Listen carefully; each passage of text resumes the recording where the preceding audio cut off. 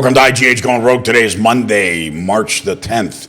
And if you guys have been following the news today and over the weekend, you've seen all kinds of things happening out in the Middle East, Syria, Iran, the president talking about it, Secretary Marco Rubio putting out a statement yesterday on X. And today's also my 30-year anniversary. I can't believe my wife has had the patience to put up with me for 30 years, so I'm eternally grateful to her. We have Ron Aledo joining us today with his Monday Intel report. Nobody more qualified than him to talk about the atrocities that are happening in the Middle East. Mr. Producer, why don't you run one of those videos to set the tone correctly? Now today's other top stories. Global calls for peace in Syria today after the deadliest weekend since the fall of Assad.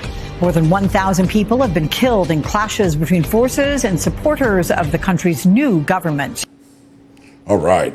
So, Ron Aledo, walk us through what's going on in Syria. It's a disaster. We've seen some pretty heinous videos of people being lined up and killed and shot in cold blood.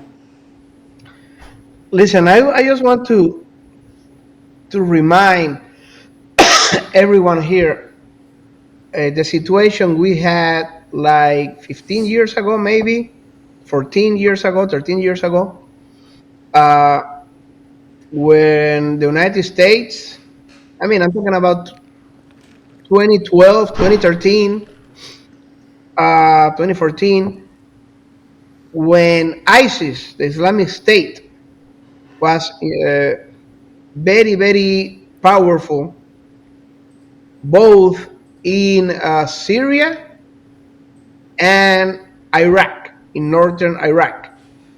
I don't know if you can remember all those massacres, those terrible views of decapitations, of killings, assassinations.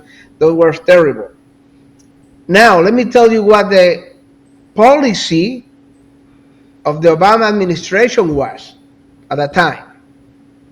The official policy of the United States of America, and when I say United States of America, I'm referring to Barack Obama, Barack Hussein Obama, and Joe Biden, the Vice President of the United States by then, was this: if I am an Islamic radical terrorist, Al-Qaeda or Islamic State, and I am this side of the border in Iraq, I am a terrorist. But if I, same person, I am in this side of the border in Syria, I was a freedom fighter. Yeah. I was a fighter for democracy and freedom. Yeah. So I am here in Iraq, I am a terrorist. Oh, I'm going to Syria now. I crossed the border. So I am a freedom fighter. I am a rebel, the position. Oh, damn, I forgot something in Iraq. Let me go back to Iraq. Let me get my book. My book. Yeah. Now I'm a terrorist. No. Now I have my book. Let me go back to Syria. Oh, now I'm a freedom fighter. It was schizophrenic, okay? It was completely nonsense. And what we see today is the result of those years, period. Yeah. Barack Obama and the policies that he engaged back in 2010, 2011, 2012, those years were the foundation of the policy that we see today. Let me ask you a question, Ron, real quick. The Obama administration was financing these people as freedom fighters. Is that correct, or is that not true? That's true. Absolutely. Yep. Absolutely. Listen, we need to understand something. We need to understand that sometimes our policymakers have no brain. Okay. Yeah. We need to understand that. Okay. And they do the most stupid things, and they do the things out of passion and ideology, blind ideology, and fanaticism, but without really thinking on long-term consequences and a strategic level consequence. Okay? And that's because they wanted to take out Assad, right? They wanted to take out Assad. So they're funding the same people that are killing our soldiers in Iraq. Yes, yes. And this is the deal. They create a narrative that is 100% false. Okay? And anyone who knows a little bit about the history of the area, who knows about the reality on the ground on the area, know that is bullshit. Okay, everybody knows that bullshit. Yeah. But sadly, when they create this bullshit narrative, it's not designed for the few people who knows what's happening in the area, or the few people here in the United States or Europe that have been in the area, knows the area, know the history of the area. They create a false bullshit narrative for the masses, for John Doe, for the people who have never been in the area, have never studied the area. So that's why they create these bullshit narratives. And the narrative was, there is a brutal, savage dictator called Bashar al-Assad. He's a dictator. He's a pro-terrorist. Actually, he's a radical Muslim. And then there are some freedom fighters, democracy fighters, Robin Hood kind of guys, and we need to support those Robin Hood kind of guys that are fighting for democracy and for freedom and for justice and liberty. So we're going to send hundreds and hundreds of millions of dollars to those freedom fighters. That was the narrative. And obviously, again, Obama was saying it, Biden was saying it, and all the parrot propaganda media was repeating, was saying again and again. That's people who doesn't know better. Oh, okay, let's believe this bullshit that they didn't know there was bullshit. Okay, now the reality is the government of Syria was a coalition, a government coalition. Okay, made of Alawites. Alawites is a different section from the Shias, from Christians. I'm talking about Melkite Christian, Catholics. I'm talking about Greek Orthodox. I'm talking about Maronite Catholics, Christians. 10% of the population in Syria is Christian. The Druze minority, that is a minority of a different sect over there, and the Shia. So those four, mostly the Alawites, that the Bashar al-Assad was an Alawite. Yeah.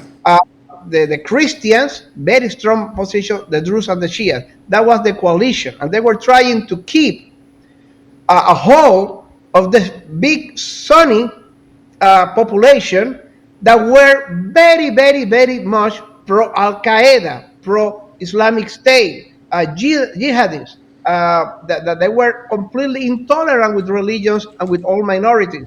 They were natural-born killers. They were the same people that went to Iraq to kill U.S. soldiers. Yeah. From 2003 to 2011, they were volunteers killing us over there because they were fanatical, Osama bin Laden kind of mindset, and then once they had the opportunity, thanks to Obama, to kill Christian Syrians and Alawite Syrians and the Bashar al-Assad government soldier, they went to Syria.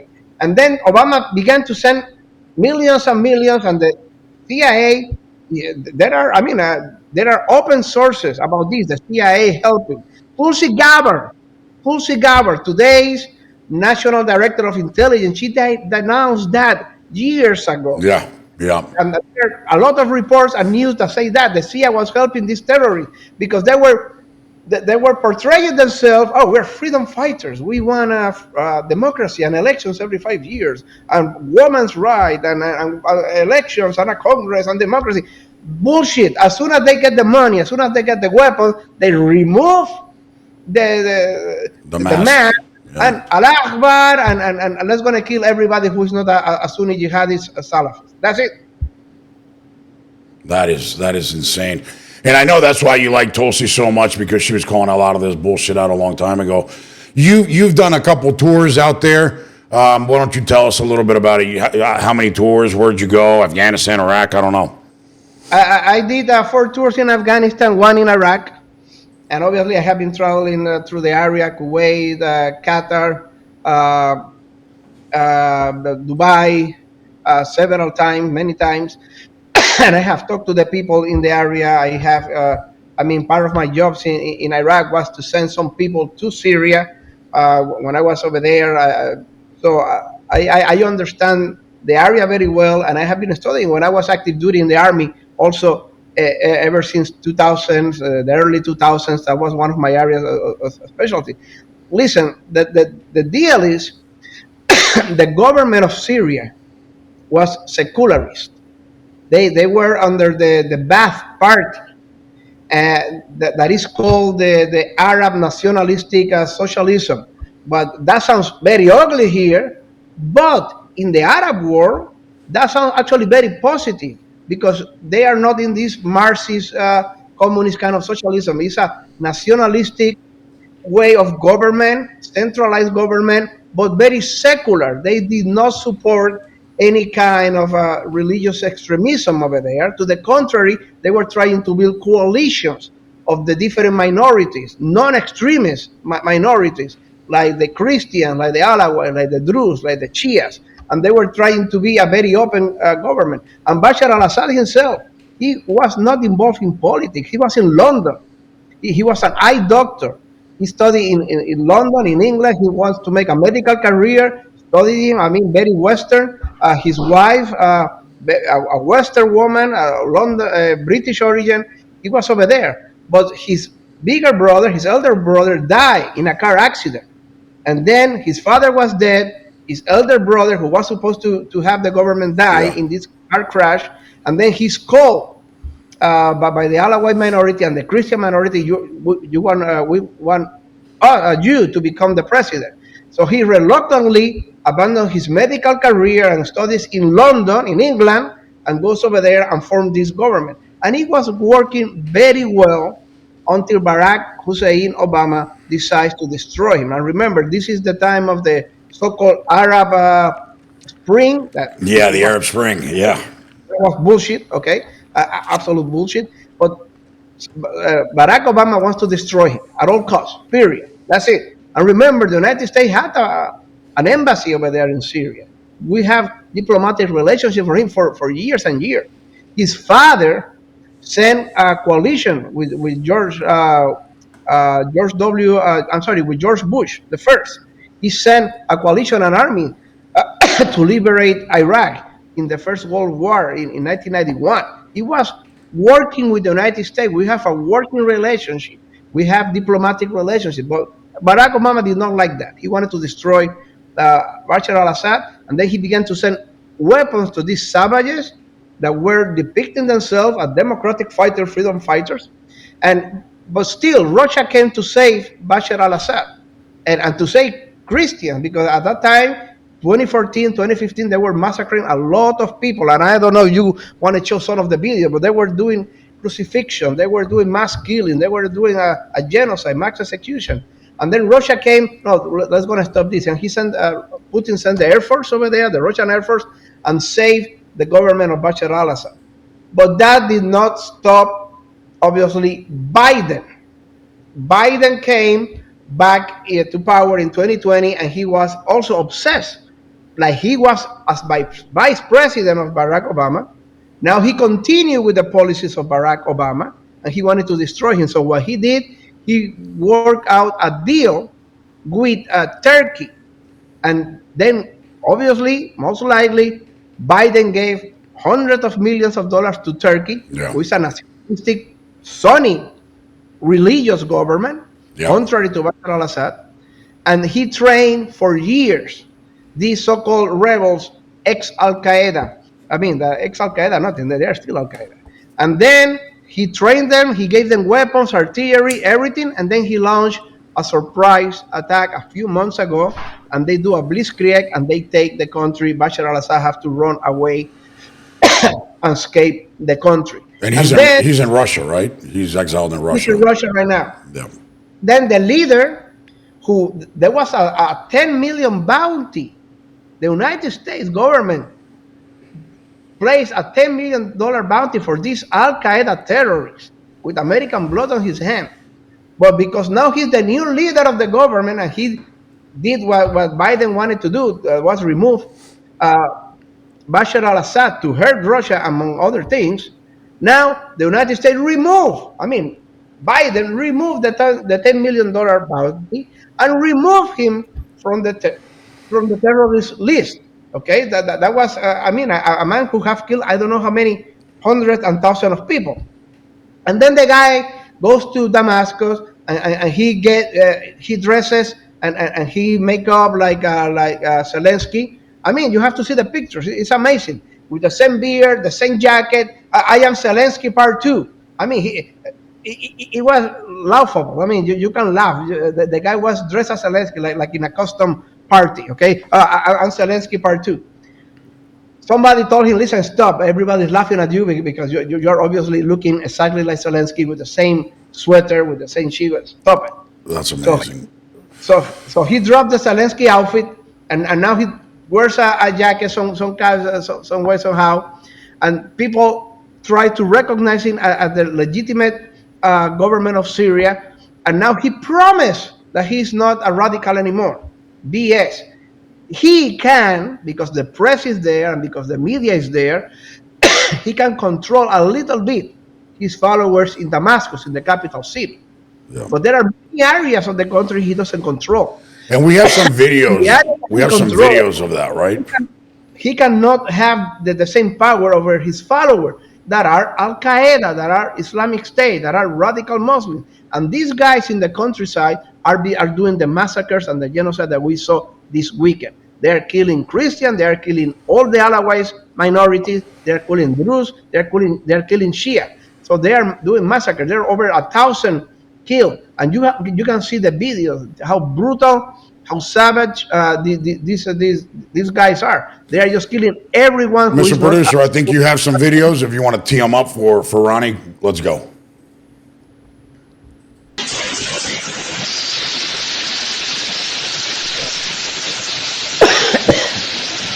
The celebration, victory, and a lot of brutal videos that came this weekend. They were hitting people. They were hitting girls. They were hitting and shooting small children. They were shooting women. They were shooting everyone. They were torturing them, making crawl like animals on the ground, and then shooting them. They were crucified. They crucified some people, and they shoot them while they were crucifying them. So that is the brutal reality that we saw this weekend in Syria. Yeah, we're seeing there in Damascus people running down the street, gunfights. It's crazy. It's crazy. In the Meza neighborhood in Damascus. And you got some other videos where people are being lined up and shot, I think, right? Or pictures. I'm sorry? I think so. Yeah, let's see what else he's got. He's got some pretty graphic videos and pictures. Look at that. That's what you're talking about. They're hitting people. Look. Yeah, and that's a soft video. There were many brutal videos of shootings and executions. Yeah. Anyone that is not a Sunni, remember, mute it. Everything is ethnicity and religion in the Middle East. That's what people don't understand. Yeah. Okay. So if you are a Sunni Muslim and you are a fanatical Sunni Muslim, you're Al Qaeda sympathizer, Islamic State sympathizer, everybody who is not a Sunni Muslim like you is an enemy of God that you should kill and you should torture. And that's it. That's jihad. That's holy war. And that is what the government of Bashar al-Assad was trying to prevent for 40, 50, 60 years. They were trying to prevent that. And we have a picture right here. We have a picture right there of an entire village being massacred. It's terrible. And it says, when Israel defends itself, there's, global cries of, Israel being mean and a bully, not defending itself. But you see these guys massacring entire villages and nobody says a word. It's no, and if you ask Europe, nothing is happening. Because Europe, remember, Europe today, the European Union, all the leaders of France and England and Spain and Italy, all those leaders, they were on board with it. Germany, all those leaders were on board with Biden.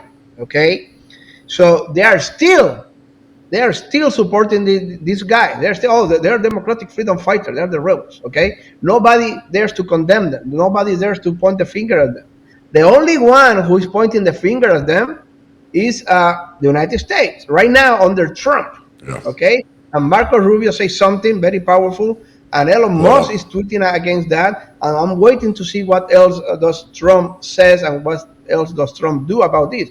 But if you ask any leader or any foreign affairs minister in the European Union, all these dudes will say the same thing. All these are freedom fighters. They're fighting for freedom and democracy and whatever. Okay. And there's Marco Rubio's statement. The United States condemns the radical Islamist terrorists, including foreign jihadis, that murdered people in western Syria in recent days. The United States stands with Syria's religious and ethnic minorities, including its Christian, Druze, Alawite, Kurdish communities, and offers its condolences to the victims' families, whatever. Yeah. So, Marco Rubio, obviously, getting front and center on this, but nobody else is talking about it. The media is not touching it. It's very strange. I wonder why they do that. Why won't they mention it? I mean, because they don't want to contradict themselves. They don't want to contradict themselves. They have been on board with Barack Obama for the last 10, 12 years, since 2011, with all this narrative. And Bashar al-Assad is a butcher, and all these guys are freedom fighters fighting for freedom and liberty. And now they are not going to come just because Trump won the elections, and they hate Trump, remember. They are not going to contradict themselves. Oh, no, we were wrong. Bashar al-Assad was trying to keep a coalition government with the Alawites and the Christians and the Shias, and these are the real savages. These are the real Al-Qaeda guys. These are the real butchers. They don't want to contradict themselves. They want to keep with the narrative. Again, the narrative that they have been saying for the last 14, 15 years. They're not going to change that. And do you think money played a role in this? I'm sorry? Do you think money played a role? Well, they could never have done this without American money, without Biden money. Yeah. I mean, again, these guys, they were training, getting armed, getting supply for years. Wait, his mic just went away. Yeah, no, they were getting supply for years and armed and trained in Turkey with the help of Erdogan from Turkey. Yeah. And obviously, most likely it was Biden who gave hundreds of millions of dollars to Turkey. It was a joint effort, obviously, all the money, all the cash, because Turkey is not going to push their own cash into this. Yeah. Okay, they give the land, they give the advisors, they give the terrain for them to train, to build a safe haven for them. But obviously, it was Biden money. Again, Biden continued with the same policies that he had when he was the vice president of Obama. So that's it. He continued. It was a pause, but back in 2016 when Trump won, the elections. So there was a 4-year pause over there. When Biden came to become the president of the United States, then he continued with the same policies, and it was the same money that Obama gave them earlier. It's the same money that Biden gave them just very recently to arm these animals and train them so they can do the blitzkrieg they just did, the lightning offensive they did a few months ago, and topple Bashar al-Assad and take the government. But these guys, these ex-Al-Qaeda and these ex-ISIS, they don't have nothing of X. It's bullshit. It's BS. Yeah. They are still the same ideology that they were last year. Okay, so they didn't change their ideology in 1 year just because Biden told them to do so. Yeah. So what happens now? What's going to happen? Where are we now? Well, I'm waiting to see what Trump says and Trump's do. That's important. Okay, Trump is the only one, and Elon Musk, God bless him, they understand this reality. Tulsi Gabbard understand this reality. I mean, you need to understand why the Democrats were so furious and so scared of two people, Kash Patel and Tulsi Gabbard. Yeah. Those were the two guys, the two people that the Democrats in Congress, they were afraid of. that were giving nightmares to the Democrats and the liberal media. Those two guys, because one is going to clean the FBI. One is going to clean all the deep state and end with political prosecution and political investigations of right wingers in the United States and clean all that deep state that James Comey left over there. That's why they were so scared of Kash Patel. But Tulsi Gabbard is a strong force for a very good, very reasonable, very educated foreign policy. She has been right since the very beginning. That's why she left the Democratic Party. Yeah. That's why she traveled to Syria.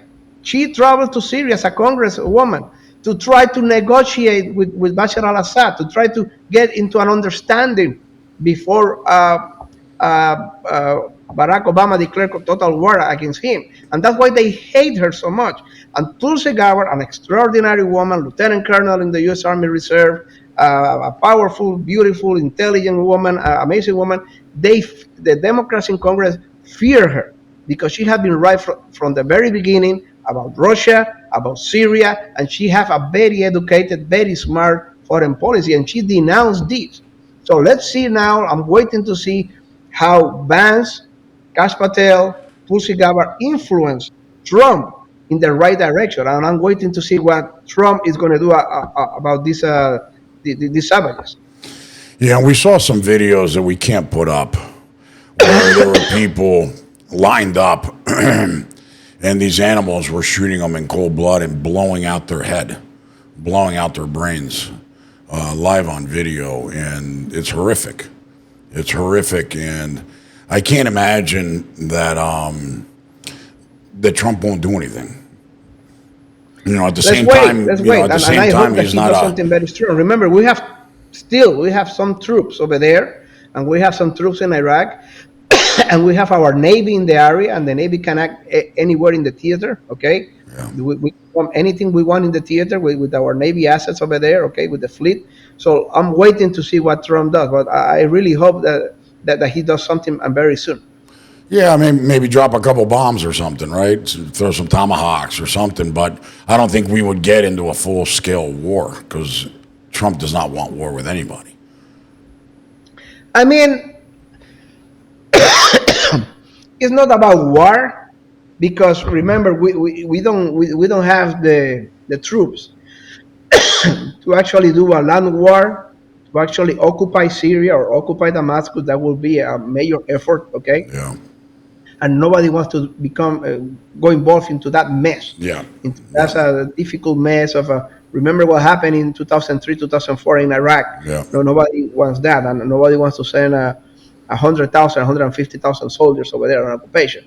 Yeah. But he can punish. He can punish them. Okay, he can punish them, and he can clear some villages, and he can all the convoys of all these animals. He can destroy them. Okay, so that's something that he can do, and he can send the message to the ex-terrorists in Damascus. Hey, control your people, or I'm going to kill your people. That should be Trump's message. Control them, or I will take care of them. I'm going to blow them apart. And right now, the only people helping these people escape, the animals, the jihadis, are the Russians. You will not hear this in the press. The press will not mention this. But the Russians, they open their Navy base in Syria. They still have the Navy base over there, even though the current government wants to kick them out of there. They are not living anywhere. They kick us out if you can. Yeah. So it's not that easy. And they open the gates of their Navy base, and about 20,000 people, refugees, came running into the base. Wow. That's the only way to save their life. Because they know if they stay in their villages, if they stay in their houses, these animals will come and kill them all, and torture them all, and kill them all. So they are running, and right now, Russia is running a very large refugee operation inside their Navy base in Latakia, over there in Syria. So they need some help, and they are giving help and food and toilets and shelter to 20,000 people who overnight came into their Navy base. But they are doing their part. The United States now needs to do their part. Yeah, that's amazing. Hold that thought. We got to go. We got to go to commercial break real quick, and we'll be right back. I hear every day about the products you all wish MyPillow carried. Well, guess what? We probably do. Slippers, bathrobes, pet beds, blankets, mattresses, sleepwear, loungewear, duvets, comforters, pot holders, aprons, oven mitts, and so much more. And they're all on sale. For example, get our best-selling standard MyPillows for only $14.98. Body pillows, $29.98. 6-piece bath towels or kitchen towel sets, just $29.98. Multi-use MyPillow 2.0s with pillowcase, $9.98. Save $40 on our Spring Percale and Giza Dream bedsheet sets. Any size, any color, and so much more. So go to MyPillow.com or call the number on your screen. Use your promo code to save up to 80% on all MyPillow products. And I've never done this before. When you spend $100 or more, you're going to get 2 standard MyPillows absolutely free. And don't forget, use promo code IGH to get that 80% discount. And we're back with Ron Aledo. Ron, you mentioned Ukraine a minute ago and Russia and that whole debacle. You know, I just saw a tweet or a post on X that Elon Musk confirms that the cyber attack on X came from Ukraine. It's very likely, yes. Yes, it's very likely, absolutely. You need to understand something. For the last, I will say 10 years, the United Kingdom, mostly MI6, have been giving hundreds of millions of dollars to the Ukrainian government to create cyber brigades, hackers, and to create propaganda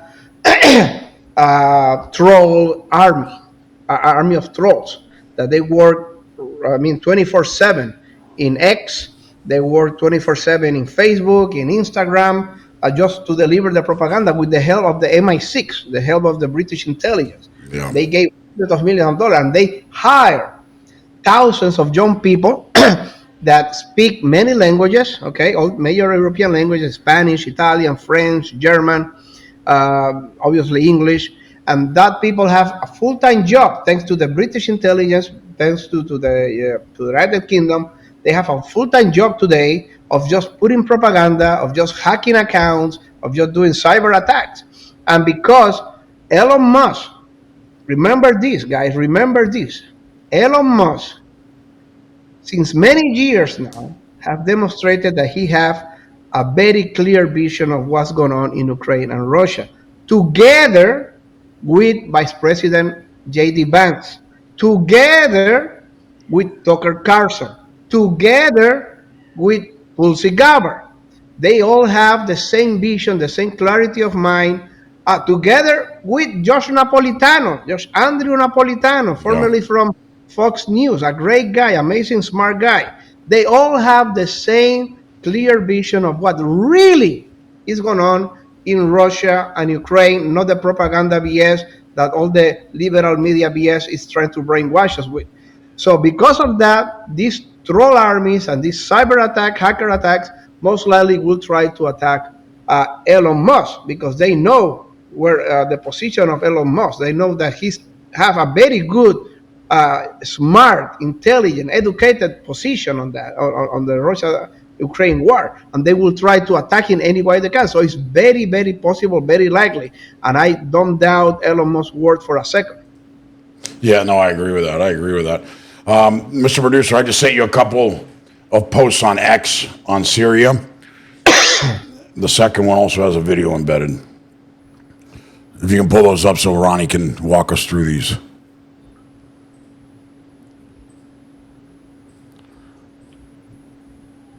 That one, Syrian Christians showed unbelievable courage by raising their crosses despite persecution. Play that, will you? Look at that.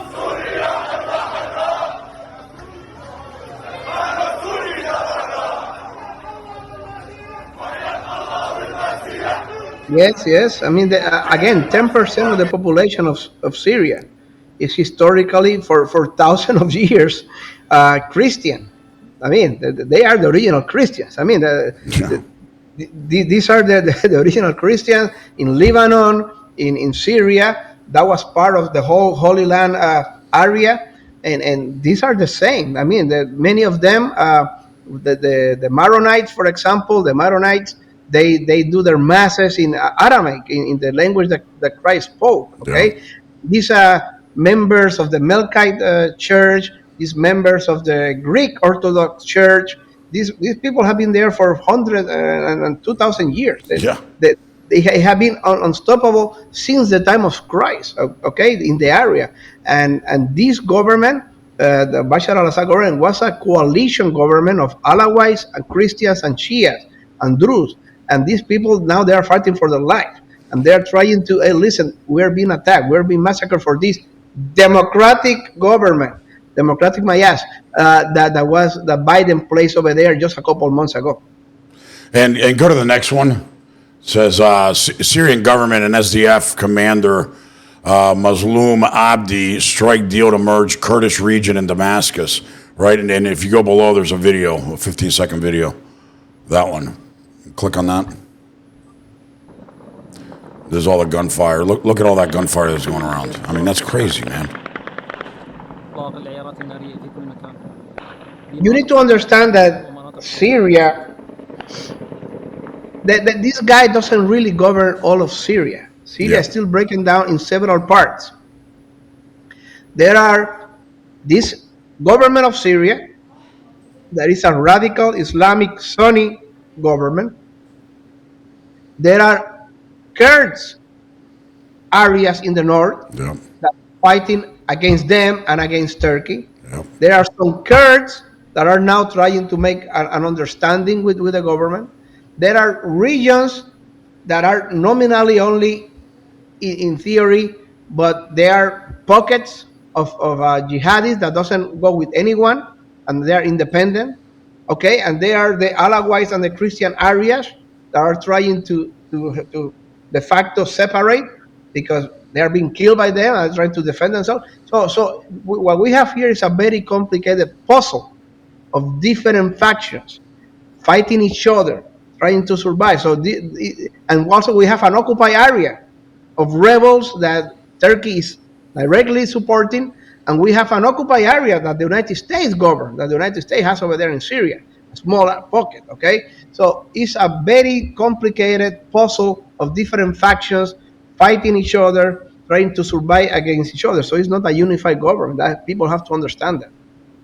Yeah, no, man, it's a shit show, man. Like everything in the Middle East. I mean, I hate to say this, but the entire Middle East is melting. It's a disaster. I mean, we had the president talk about Iran over the weekend and saying that, Iran needs to be stopped from having nuclear weapons, or at least the ability to deliver nuclear weapons. And he's not taking any option off the table, including bombing the crap out of them, right? What do you think is going to happen in Iran? I mean, that's a complicated situation. It's all kind of tied into this whole mess. Iran right? is a large, powerful country. Regional country. It's not a superpower or anything like that, but it's a regional power. And something very bad that happened to the Biden administration is that Iran was de facto in a very cold war, let's call it that way, with Saudi Arabia. Because Saudi Arabia, remember, they are the leaders of the Sunnis of the world. They are the Sunni power. And all the Sunnis of the world, they look into Saudi Arabia, they look into the king of Saudi Arabia, to the crown prince. They look, because they are the protectors of the Sunni. And then Iran is the great protector of the Shias. Remember, there is a schism in the Muslim world, Sunni against Shia. Just like 5 centuries ago, that there was Protestant and Catholics, that there was a schism in Europe. So they are living today where Europe was, let's say, 500 years ago, this schism. And something very bad that happened to the Biden administration is that against the Biden administration will and against the globalist will, Saudi Arabia and Iran, they established diplomatic relationships thanks to China. China brought them together, China and Russia, they brought them together, and that was something, a very powerful blow to to the Biden administration. Now, what Trump is trying to do, he's trying to work a deal, the nuclear deal that Barack Obama worked, I don't know, 10 years ago, but Yeah. he's trying to work that deal with a lot more favorable positions and more guarantees that they are not going to develop a nuclear program. So that is basically where we are right now. We need to see what Trump is going to, if he's going to be able to work this deal, because right now they are very hard position, both sides. Okay, Trump wants to work this deal, a nuclear deal, but Iran obviously is tough to negotiate with. So let's see if they can establish this deal and they can work out some kind of deal and sign a deal. That will be very good for both countries because that will reduce the tension and possible some kind of military escalation. But Trump won in his first administration. He had Iran in a box, right? He had them boxed. He had them cut off. He had cut off their oil. He had taken their money. I mean, they were completely isolated and weak. And these last 4 years, you saw this resurgence of Iran. Do you agree with that, or not necessarily? Well, Iran had been with sanctions for the last 20 years, Yeah. since Bush the second. Okay, Yeah. I remember Bush the second since 2005, 2006. They began to put Iran under a lot of sanctions and a lot of economic war and isolation. Okay, the thing is, it's very hard to put Iran into an isolation. Remember, Iran has diplomatic relations with many countries in Europe, and for example, Germany. They have diplomatic relations with Germany. They have diplomatic relations with many other countries in Europe, and that is a lifeline of support that gives them money and gives them reconnaissance. And also, you have China and Russia, they are doing business with Iran, a lot of business with Iran lately. So that also is a lifeline. Again, there are some elements within the Trump administration that wants to have a very hard line against Iran, but that is very hard because Iran is 3 times bigger than Iraq, Yeah. have a very large population, a lot bigger than Saddam Hussein's Iraq. I think 3 times, 4 times bigger the population. It's huge country. You have uh, you have the support of all the Shias in the world, Yemen, the Shias in Lebanon, the Shias in Iraq. They support Iran. So it's very hard. And I think what Trump is trying to do, he's trying to uh, show his cards and try to force a very good for the United States, very beneficial for the United States agreement with Iran, and re-sign the same deal that Obama signed 10 years ago. Yeah. But that's kind of shitty, but a good deal this time. I think that is Trump's. Well, and Obama gave them billions of dollars in cash. Remember the billions of Yes. dollars in pallets of cash. So before that, they didn't have money; they were broke, right? And Obama gave them life, and that that's a problem because all that money was being used for Hamas and other bad elements. That's what I was saying. When Trump came in, he kind of put them in a box and isolated them, but Biden again kind of let them off the hook, and I don't know what's going to happen in that region, brother, but it's not good, right? Well, right now, what is happening in Syria is terrible. Yeah. When I was in Iraq back in 2018 and 2019, it was still nobody's territory. Okay, there was a very tense calm. Let's call it that way. And when I say calm because there were still shootings every week. There were still mortars every week. There was Sunnis killing Shias and Shias killing Shias, and there was blood. I mean, not very intense, low burn, but there was a lot of violence. And the Christians of Iraq, they're almost gone. They flee the area. Because they have no chance to survive. So many of the Christians of Iraq, they have to flee to Europe. They have to flee to many other places because it was not safe. They were being killed over there. Just 10 years ago, remember the Islamic State? They control all the northern part of Iraq, and they were doing a genocide over there, killing hundreds and hundreds of people, thousands of people. So it was very bad. Even when I was over there in 2019, it was very bad situation. It was not a massive genocide, but it was a slow burn of killings, of murders, of assassination, of slow combat and between the Shias and Sunnis, and the government and the opposition, and depending on the area where you were very scared of going outside. I remember some of my guys one day when I was in some place that I cannot tell you over there in Iraq. One of my guys got very sick, and I told him, "Hey, listen, we cannot really help you here, but listen, you are Iraqi, okay? So why don't you go outside the base and look for a medical doctor over there in the town?" No, I cannot do that. Why not? Oh, because if I go there and they know that I'm working here in the base, they kill me. Yeah. Okay, so that can tell you the state of affairs. And it's still like that. Sadly, it's still like that. That's crazy. We're going to go to commercial break. We'll be right back, and I want to talk to you about your 5 tours in Afghanistan and Iraq and the Middle East, and what you've learned from that, and why you think that region be fixed, yes or no. But we'll be right back. You're still looking good. I'm still feeling good. You know, I've got all your MyPillow products. Mattress topper, bed sheets, MyPillows, towels, slippers, blankets. I'm interrupting this commercial to do something I've never done before. Get 2 MyPillows absolutely free on orders of $100 or more. I can't do this forever, so get on board with this great sale today. Our best-selling 6-piece bath towel sets or kitchen towel sets, just $29.98.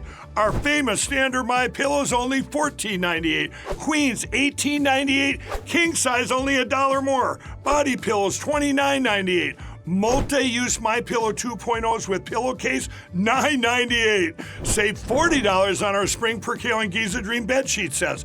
Any size, any color. So go to MyPillow.com or call that number on your screen. Use your promo code to save up to 80% on all MyPillow products. And when you spend $100 or more, get 2 standard MyPillows absolutely free. All right, and we're back, and don't forget, use promo code for everybody that follows us on podcasts and can't see. Use promo code IGH and get 80% discount on all the MyPillow products. You got to go for those. You get the free pillows. Our favorite in my house is a mattress topper. It's like sleeping on clouds. Do it. It's amazing. IGH promo code. And we have Ron Aledo back. Ron, so you've done 5 tours. You've obviously worked the Middle East, understand it like very few. Can that I mean, look, a lot of people say, just nuke it, turning into a parking lot, and we'll come back in 100 years. Can that region be fixed? Honestly, I mean, it's very hard, and you need to understand that there is some balances over there that you need to keep. Okay, you cannot make, and this was the big mistake, and I say it. This was the big mistake of Bush II. Okay, George W. Bush. He committed a great mistake in the area. Okay, he tried to make Afghanistan and Iraq. But at least you can do something with Iraq. But he tried to make Afghanistan a New Connecticut. Okay. Yeah. You cannot make New Connecticut of Afghanistan. Okay. Yeah. That was nonsense. And I have to accept it. And again, 2 different visions, 2 different approaches, 2 different world views. Okay. I am a conservative. I'm highly conservative, but I consider myself a paleo-conservative in the Pat Buchanan line, okay, in the Tucker Carlson line, okay, and when you look at the neoconservative, the globalist neoconservative like George Bush, God bless him, and John Bolton, and rest in peace, John McCain, they have a completely different opposite view. Oh, we're going over there with our guns and cannons, and then we're going to make this country New Connecticut, and that country is going to be New California, and in 5 years, this country over there is going to be like Switzerland. You will see it's going Yeah. to be like Switzerland, and everybody will be a paradise. The world doesn't work like that. Okay, Especially that region, right? in that region, you cannot make bomb a country, invest a few $billions, and expect that country to become Switzerland in 5 or 10 years. Okay, that's nonsense. Okay, and that is what the neocons, the globalists, doesn't understand. Yeah. You need to respect the boundaries. Okay, yeah, you need to kill and destroy whoever is an extremist, and kill and destroy whoever tries to kill you, and you need to bomb the shit out of them. Yeah. But then leave them alone. Don't try to impose your the values that we have seen here, or the values that, I mean, I'm not talking about the traditional Christian values. That I mean, in some countries, thanks God, like Jordan, for example, and Syria, for example, before this terrorist, the Christians have a lot of freedom over there, okay, and respect. 6% of the population in Jordan is Christian. 10% of the population in Syria is Christian, and there was harmony. Let's call it that way. There was enough harmony to live together, okay, but all these values of the fake Europe, of the fake West, of the woke West, don't go over there and try to impose them, Yeah. because that's only going to generate hatred and violence against you. And don't try to promote gay pride parades over there, and don't try to that's nonsense. Afghanistan, one of the most brutal backwards countries in the world. Okay, I was over there in 2011, in 2012, 2014, 2015. Okay, you cannot impose that. And I saw the fantasies of many people. Oh, this is going to be like New Hampshire soon. You will see. No, that's nonsense. Okay, so that's the problem. Just leave them alone. Tell them the governments deal with them. Make sure that they give some freedom to the Christians, so they don't butcher the minorities, exactly what the Syrian government is doing now in Syria. But leave them alone. Just keep the peace. Just keep the associations, and keep the coalitions. So for example, you have seen that it worked many years in Egypt under Mubarak. Today is working with King Abdallah in Jordan, and in the Gulf countries. The Gulf countries, Kuwait, Dubai, all these countries, many of these countries, even Qatar, they are working together in a productive relationship. But don't try to go over there and like in Afghanistan, and try to build a society out of nowhere. Yeah. That's impossible. It's just an utopia that is impossible. Okay, well, with that said, I'm going to set you up here. Is Trump's idea of turning the Gaza Strip into a, waterfront property and getting everybody out of there, that's unrealistic, right? That's unrealistic, and the Arab countries, even very good friends of America, like Jordan or like Saudi Arabia, that have been friends for many years, or Kuwait or Egypt, uh, they will not go on board with that. You need to understand something. There are governments right now, and this is what the American people don't understand, because I know not Yeah. everybody can Yeah. into this. Okay, I know you have family, you have businesses, you have the mortgage to pay, and car payments to do. Okay, I know that most of the people don't have the time or the interest to understand this, but this is something important that most of the people don't understand. You see the government of General Sisi, for example, right now in Egypt, he is barely holding on.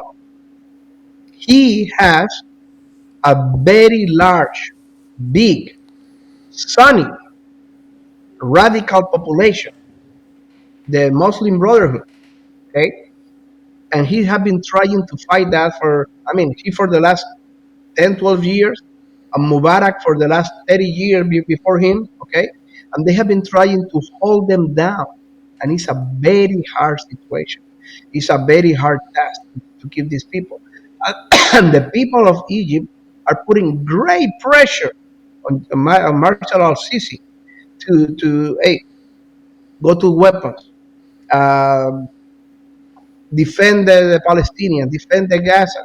You see, it's a very large pressure on these people, and they don't want to do that obviously because they depend on the money of the United States. They want a good relationship with the United States, but they are between the sword and the wall. Let's call it that way, because their internal population, they are not happy. And right now they're trying to make a balance of what they can do and that what they can say without isolating the United States. So it's a very hard situation. The same with King Abdallah in Jordan. I mean, one of the very few places where there is freedom and where there is success and where there is stability in the Middle East, but their population are putting the governments under great pressure. So that is something that Trump will have to play very carefully during the next years. Yeah, man, I just don't see it. And you know, everybody talks about this, right? We've been talking about this for decades. There's no solution to that region. That region has been at war for thousands and thousands of years, and I don't think they'll ever stop, right? I don't know, and you know the situation with the hostages and Hamas and everything going on with Israel. Negotiate with the moderates, deal with the moderates, and what Trump needs to do is he have to deal with the extremists. Okay, he have to deal with the extremists. Okay, he have to show muscle, because right now what is happening in Syria is completely unacceptable. Okay, yeah. and he needs to negotiate with whoever have a brain and he can talk to. Okay, and whoever he cannot talk and doesn't want to talk. Okay, that's why we have the U.S. Air Force and the U.S. Navy to deal with. Yeah, I agree with you, brother. It's always a pleasure to have you on the show. Nobody speaks it as clear or as concise as you do. I mean, you know the region, you know the players, you know the countries, you know their leaders, you know the history. We need you back often. You know, we still have to set up a day for intelligence report. Hopefully we can do that, you know, on an ongoing basis. And what do you want to close with, Ronnie? What are your closing remarks here? Nothing. Let's hope and pray for President Trump. Okay, he represent hope. He represent, I mean, a new position from all the mud and all the terrible, conditions of the last 4 years under Biden. He obviously he was terrible under Biden. He was nonsense under Biden. We were the laptop of the world under Biden. So now Trump have a common sense approach with amazing people whispering on his ear, like Vance, like Kash Patel, like Tulsi Gabbard, okay, like Elon Musk. So let's hope. Let's hope for the best, and let's hope that Trump does the right thing, and Trump have the audacity and the brains and the strength to do the right thing in the area and in the world too, also in Russia and Ukraine. And everybody who wants to follow me, please follow me in X, Ron Aledo, Exia Contractor, and in YouTube, Ron Aledo, Exia Contractor. Awesome, Ronnie. I appreciate you, brother. You're the best. And we'll see you next week, man. Right? Thank you. We'll see you. All right, brother. Care. I appreciate it. All right, guys. Hopefully you got a history lesson, a geopolitical lesson, a military lesson into that region. Mr. Producer, I don't know if you have any more video clips that you want to show, or are we out? If you have any video clips, throw them up there so that people can see some of the atrocities. If you already showed them, then that's it. You got anything to show? No. Okay, so that's it, guys. We'll see you tomorrow. We have a very good lineup this week. And just tune in like you always do. You're boosting our numbers. We're ranked 187 out of over 4 million podcasts. And we've done it with you guys all organically, no paid promotions. And, we want to get into the top 150. So help us out, spread the word. Follow us on Spotify, on Apple Podcasts, on iHeart, on Spreaker, on Podbean, Podchaser, Amazon Music, Audible. Pandora. I mean, we're everywhere. And if you want to watch the video, you know where to find us. We're on YouTube and we're on Rumble under IGH Going Rogue. We'll see you tomorrow.